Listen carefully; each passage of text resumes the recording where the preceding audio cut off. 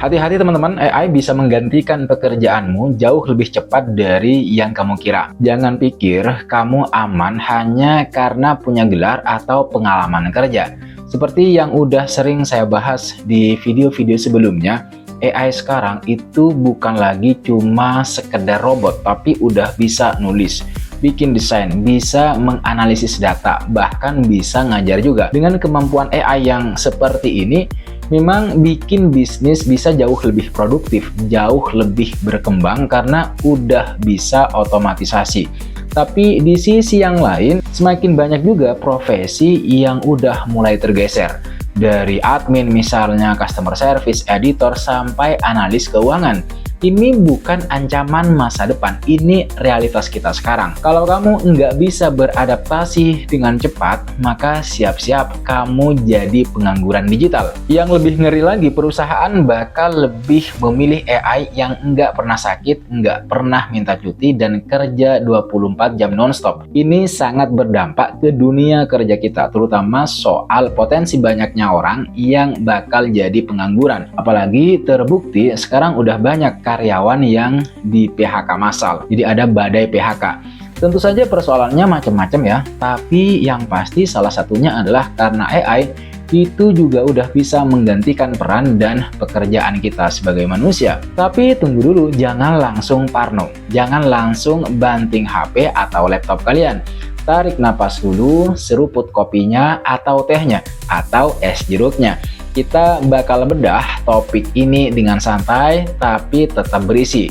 Siapa tahu abis dengerin ini kita jadi makin melek dan makin siap menghadapi masa depan yang belum menentu. Sebelum saya lanjutin, saya mau kasih penjelasan dulu sedikit aja tentang gimana AI ini sebenarnya bisa membuat kita jadi kaya raya. Sebenarnya begitu, karena kemampuan AI yang bisa kita manfaatin dan kita maksimalkan. Dimana AI ini makin hari ya makin pinter aja, makin canggih. Dulu mungkin cuma bisa ngitung atau nyortir data, tapi sekarang AI itu udah bisa nulis artikel, bikin desain grafis, ngedit video, bahkan ada yang bisa ngedebug codingan. Wah, ini nih yang mulai bikin sebagian dari kita keringat dingin. Jangan-jangan kerjaan gue bisa digantiin AI nih, kan gitu. Pertanyaan kerjaan gue aman enggak, ini wajar banget muncul di kepala kita guys. Nggak usah merasa sendirian. Dulu waktu revolusi industri pertama, orang-orang juga takut, orang-orang juga khawatir kerjaannya digantiin mesin uap. Terus pas komputer mulai populer, banyak yang juga khawatir.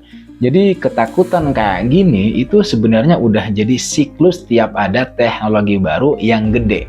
Tapi bedanya AI ini apa? AI ini punya potensi buat menggoyang lebih banyak jenis pekerjaan. Nggak cuma pekerjaan fisik atau repetitif aja, tapi juga pekerjaan yang butuh mikir, butuh kreativitas. Yang dulu kita anggap aman dari otomatisasi. Coba kita bayangin ya. Dulu kalau butuh artikel buat website, kita cari penulis. Tapi sekarang itu udah ada AI yang bisa nulis artikel dalam hitungan detik aja. Kalau butuh desain logo sederhana, AI juga udah nyediain namanya AI generator. Kalau butuh nerjemahin dokumen, AI juga makin jago. Customer service yang biasanya dijawab oleh mbak-mbak atau mas-mas ramah begitu, sekarang udah banyak yang digantiin oleh chatbot AI yang bisa menjawab selama 24 jam nonstop per minggu. Bahkan katanya nih, ada AI yang bisa membantu seorang dokter buat mendiagnosis penyakit dari hasil rongsen atau CT scan dengan akurasi yang lumayan tinggi. Pekerjaan-pekerjaan kayak data entry, kemudian administrasi, kasir, supir, ini kalau mobilnya otonom udah benar-benar matang gitu ya. Kemudian analis keuangan, terutama yang level dasar, bahkan beberapa aspek di bidang kreatif dan hukum disebut-sebut sebagai yang paling rentan kena disrupsi AI. Tapi tenang, kalian jangan keburu pesimis dan langsung daftar jadi petapa di gunung begitu ya. Jangan, tenang. Jadi di balik potensi ancaman itu pasti selalu ada sisi lain yang perlu kita lihat. Pertama, ingat AI itu cuma alat. Kayak pisau bisa buat motong sayur buat masak, bisa juga buat hal yang nggak baik. Tergantung siapa yang pakai dan gimana cara memakainya. AI ini diciptain buat bantu kita, bantu manusia, buat bikin kerjaan kita jauh lebih efisien, jauh lebih produktif. Bukan buat ngambil alih dunia kayak di film Terminator misalnya, bukan ya. Itu yang pertama. Kemudian yang kedua, meskipun AI canggih banget, masih banyak hal yang cuma manusia yang bisa ngelakuin. Apaan tuh? Empati guys. Kemampuan buat ngerasain apa yang orang lain rasain, ngasih dukungan moral. Itu AI belum bisa.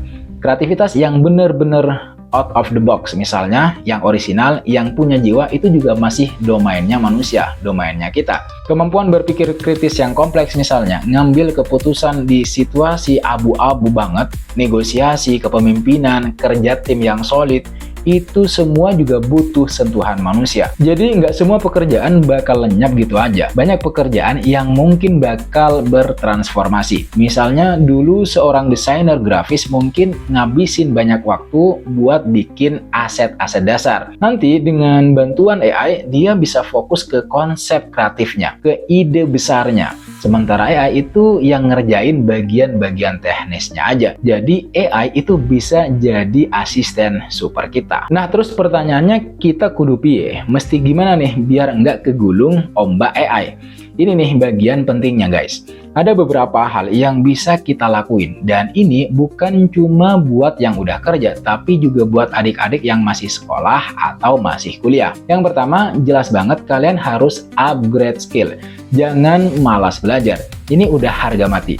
Dunia berubah cepat banget. Skill yang relevan 5 tahun lalu bisa jadi udah nggak kepake sekarang. Jadi kita kudu mau belajar hal baru terus-menerus, kontinuitas. Apa saja yang bisa dipelajarin? Misalnya digital literasi, data analisis, kemudian coding atau pemrograman, belajar tentang AI itu sendiri, dan soft skill lain seperti komunikasi yang efektif, kemampuan presentasi, kerja tim, adaptasi, problem solving, berpikir kritis, kreativitas, dan kecerdasan emosional itu bisa kalian pelajari. Ini skill yang susah ditiru AI soalnya. Kedua, fokus pada human touch. Pekerjaan-pekerjaan yang membutuhkan interaksi manusia yang mendalam, empati, dan kepekaan sosial, kayak perawat misalnya, psikolog, guru yang benar-benar mendidik, bukan cuma transfer ilmu maksudnya, jadi benar-benar mendidik dia, pekerja sosial itu bakal lebih aman. Begitu juga pekerjaan yang butuh kreativitas tingkat tinggi seperti seniman, musisi, penulis novel yang benar-benar unik,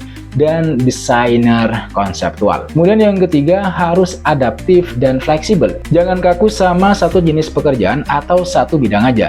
Siap buat berubah, siap buat belajar hal baru kalau memang tuntutan zaman sudah berubah. Kayak Bunglon bisa menyesuaikan diri sama lingkungan terbarunya. Siapa tahu passionmu yang selama ini hanya jadi hobi itu malah bisa menjadi profesi baru yang relevan. Kemudian yang keempat, berkolaborasi dengan AI, bukan melawannya.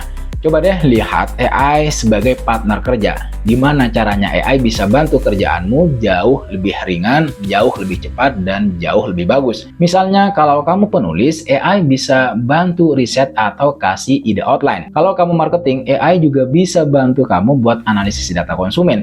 Anggap AI itu kayak asisten pribadi super canggih. Kemudian yang kelima, pendidikan berkelanjutan atau lifelong learning. Ini nyambung sama poin yang pertama. Konsep belajar itu nggak berhenti pas kita lulus sekolah atau lulus kuliah. Belajar itu seumur hidup. Ikut kursus online, webinar, workshop, baca buku, gabung komunitas, apapun caranya, yang penting otak kita itu terus diasah dan terus diupdate. Terus pertanyaan berikutnya, gimana nih masa depan dunia kerja dengan adanya AI? Ya pasti bakal beda banget sama sekarang. Bakal ada pekerjaan-pekerjaan lama yang mungkin hilang atau berkurang drastis kebutuhannya. Tapi sejarah juga nunjukin ke kita semua, setiap ada revolusi teknologi, selalu muncul pekerjaan-pekerjaan baru yang dulu itu nggak pernah kita bayangkan.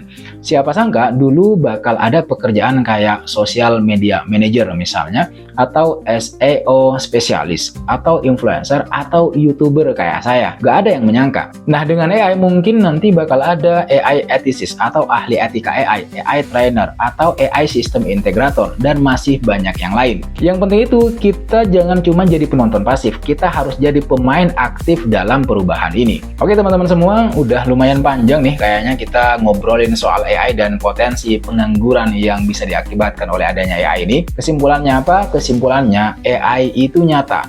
perkembangannya cepat banget dan pasti bakal ngubah banyak hal, termasuk dunia kerja. Ada potensi beberapa pekerjaan bakal tergantikan, itu fakta yang nggak bisa kita hindari. Tapi bukan berarti kiamat buat kita para pekerja. Justru ini menjadi cambuk buat kita untuk menjadi lebih baik lagi, lebih adaptif, lebih kreatif.